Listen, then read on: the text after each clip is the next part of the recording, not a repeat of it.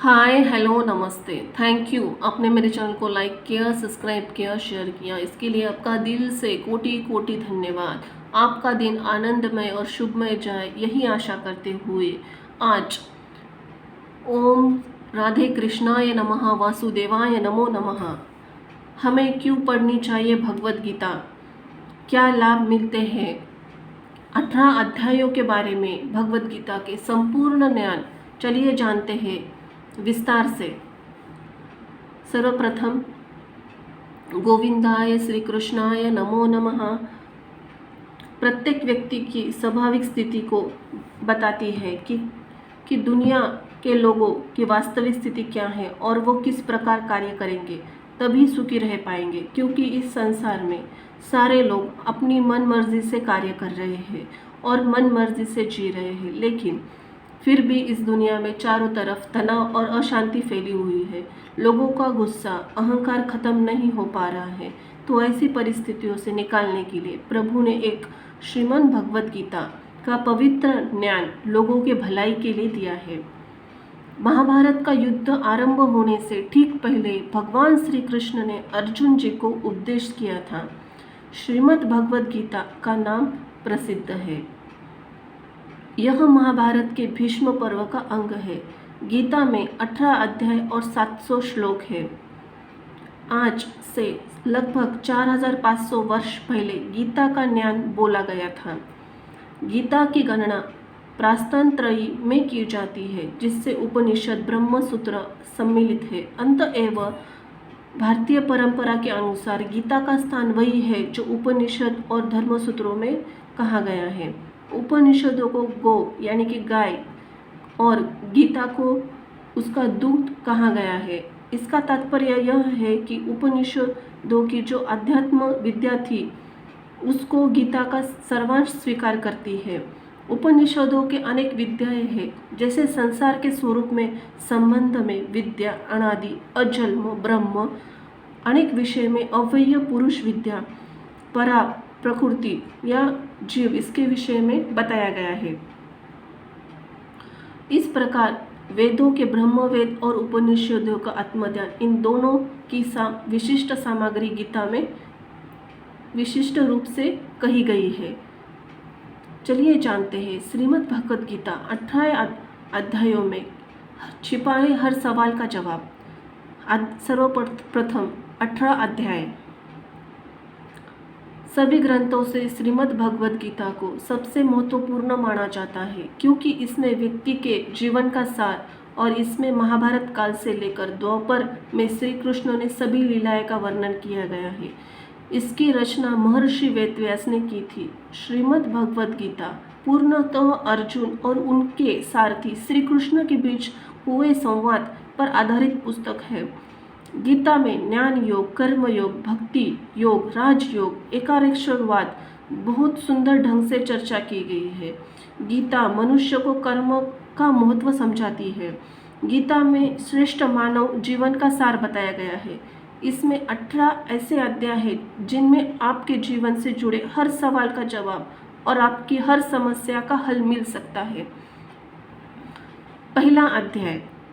गीता का पहला अध्याय अर्जुन विषाद योग है, जिसमें 46 श्लोकों द्वारा अर्जुन की मन की स्थिति वर्णन किया गया है कि इस तरह अर्जुन ने अपने सगे संबंधियों से युद्ध करते से डरते हैं और किस तरह भगवान श्री कृष्ण उन्हें समझाते हैं। अध्याय दूसरा। गीता के दूसरे अध्याय सांख्य योग में कुल 72 श्लोक है, जिसमें भगवान श्री कृष्ण अर्जुन को कर्म योग, ज्ञान योग, सांख्य योग, बुद्धि योग और आत्मज्ञान देते हैं। यह अध्याय वास्तव में पूरी गीता का सारांश है। इससे बेहद महत्वपूर्ण भाग माना जाता है।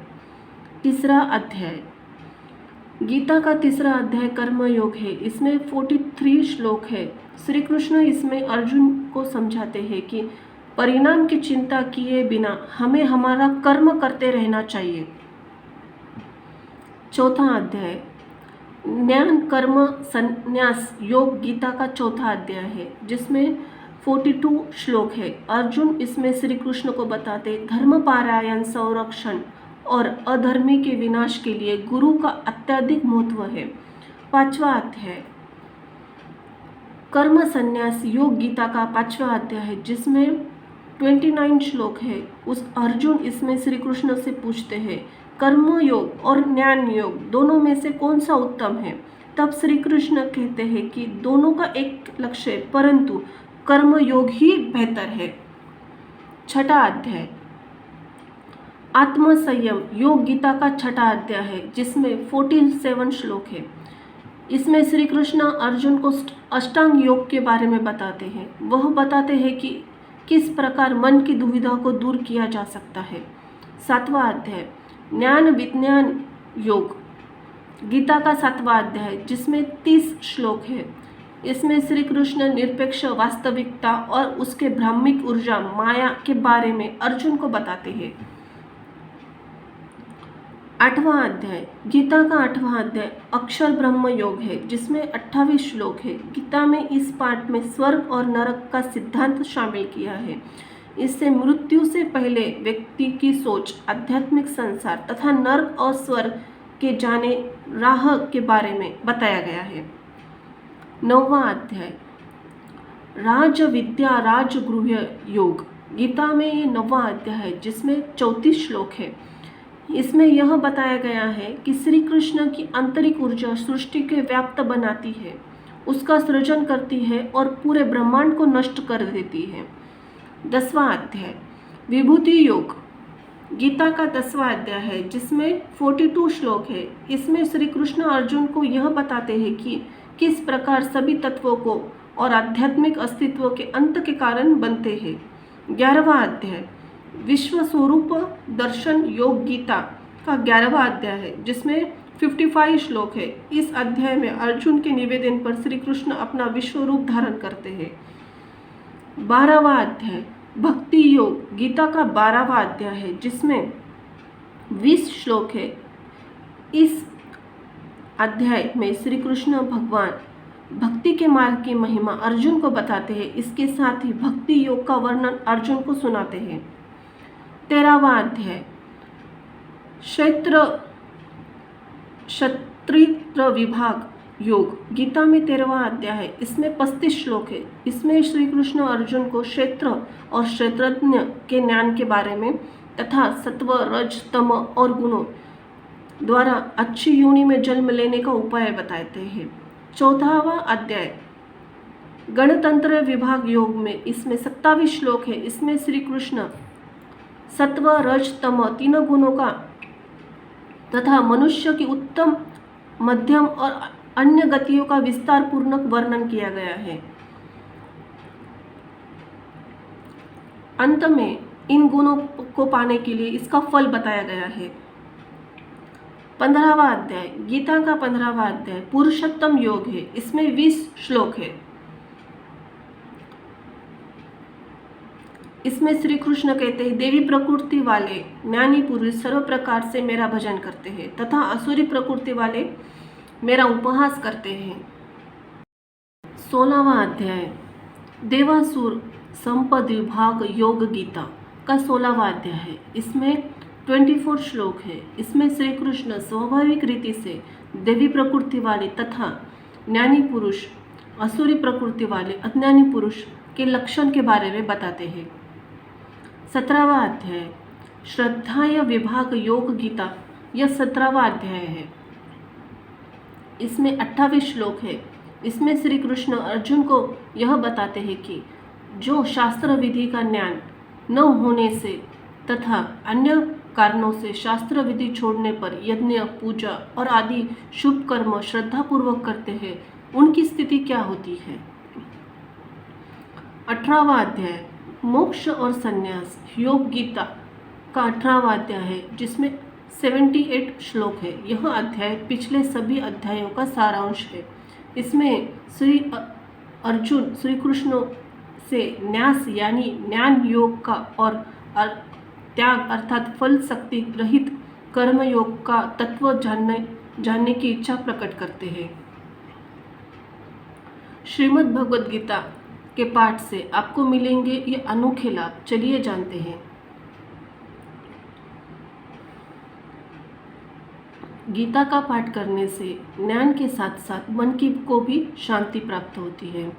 गीता का पाठ रोजाना करने से जीवन की सभी परेशानियों का हल मिल जाता है। गीता का पाठ नियमित रूप से करने से कष्टों से मुक्ति मिलती है। गीता का पाठ आपको सफलता की ओर ले जाता है। गीता का पाठ करने से व्यक्ति किसी भी परिस्थिति से लड़ने की काबिलियत हो जाती है। गीता का पाठ करने से ग्रह शांति के साथ साथ ग्रहों की भी शांति के उपाय होते हैं। गीता का पाठ करने से कुंडली में मौजूद किसी भी प्रकार के दोष नष्ट होते हैं। गीता का पाठ करते समय हाथ में सूत्र यानी कि धागा बांधने से नकारात्मक शक्तियाँ दूर होती है। गीता का पाठ नियमित रूप से करने से मृत्यु के बाद पिशाच योनि से मुक्ति मिलती है। गीता का पाठ करने से मोक्ष की प्राप्ति होती है। गीता का पाठ करने से बीमारियों से छुटकारा भी मिलता है। अगर गीता का पाठ साथ साथ घर में यज्ञ भी करवाया जाए तो इसमें वास्तु दोष का भी निवारण होता है। गीता के पाठ के प्रभाव से आपके शत्रु द्वारा आपके विरुद्ध रचे सभी षड्यंत्र विफल हो जाते हैं। भगवत गीता के पाठ से घर में माँ लक्ष्मी की नियमित पूजा के नियम और हमेशा वास बना रहता है। भगवत गीता आप नियमित पढ़े तो आपको इसके क्या फ़ायदे मिलेंगे और इसके कुछ नियम भी है वो जानना भी ज़रूरी है, तभी आपको मिलेगा संपूर्ण फल। गीता पढ़ते समय पूरा ध्यान से पढ़े। पाठ करते समय बीच बीच में बातें न करें। गीता का पाठ करने के लिए एक ऊनी आसन लें, उसी आसन पर प्रतिदिन पाठ करें। यदि आप गीता का पाठ करते हैं तो स्वयं ही उसके रख रखाव और साफ सफाई का ध्यान रखें। प्रतिदिन एक सुनिश्चित समय और निश्चित स्थान पर गीता का पाठ करें। कम से कम जो अध्याय शुरू किया है उसे समाप्त कर कर के उठे। गीता का श्लोक पढ़ने के पश्चात ही सही प्रकार का उसका सार को भी समझे। गीता के पाठ को किसी वर्ण या किताब में तक सीमित न रखें, उसे अपने जीवन में उतारने की कोशिश करें। गीता का पाठ पढ़ने से पहले और बाद में गीता को माथे से लगाकर प्रणाम करें। गीता का पाठ करने से गीता की आरती भी करें। गीता का पाठ करने की नियम बनाए रखें। धन्यवाद।